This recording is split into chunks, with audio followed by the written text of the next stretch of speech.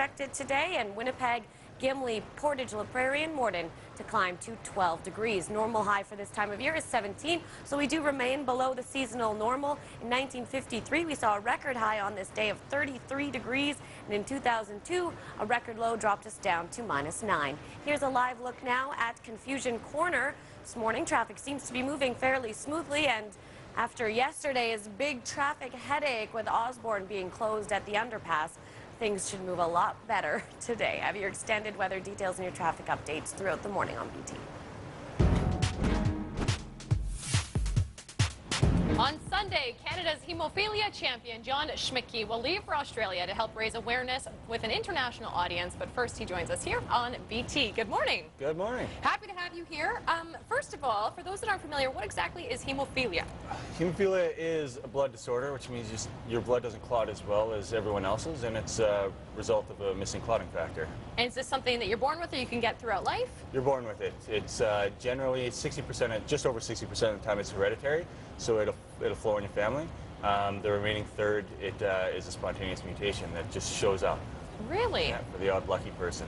So it means thinning blood, which would mean that, for instance, if you were to cut yourself, the wound wouldn't heal as easily, or? Exactly. It's a bigger problem for internal bleeding. The easiest way to think of it is you have a number of clotting factors, and if you were to line up a bunch of dominoes, say 13 dominoes, and each one of those represents a clotting factor, you need all those. You tip one over, you need them all to fall over for the clot to form. You pull one out, the chain reaction stops at that domino that's missing. That's what hemophilia is a lot like. So this is something you've grown up with your own entire life. Yeah, exactly. So how does it kind of affect you day by day? Day by day, it doesn't. It doesn't come into consideration in really any of the decisions in my life now. When I was a kid, it was a bit of a bigger deal. I always wanted to play hockey. My parents wouldn't let me do that, so I became a competitive swimmer. So I still stayed active, but I didn't get to do some of the things I wanted to do. Wow. And so you're going to be heading off to Melbourne, to be exact, on Sunday. Yeah.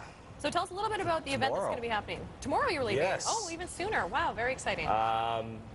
It's World Congress of Hemophilia. It is attended by 120 different countries, physicians, researchers, patients.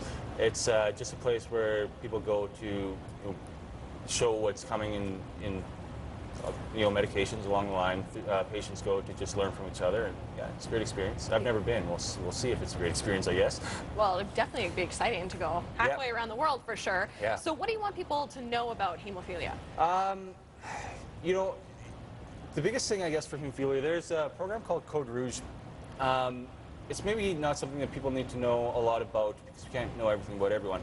But there's a lot of undiagnosed bleeding disorders, especially in the female population. So maybe if people just think that something might not be right, to just go talk to their physicians and get diagnosed. It could make things easier for people if they knew.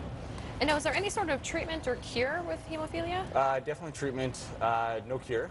The treatment is replacement factor. So basically my medication through needles is I just take that factor, and it's a recombinant factor, which means made in a lab, and it replaces what my body is missing. So it just makes it like it's there. Wow, very interesting. And I know you're from Niverville. Yes. You're from Niverville, and you're chosen as Canada's ambassador for this year. So that's very exciting. All the best of luck in the conference. Thanks. Thanks for stopping by. Thanks for having me. Thanks. We'll put more links up on breakfasttelevision.ca if you're looking for more information. We're taking a quick break. Stay with us.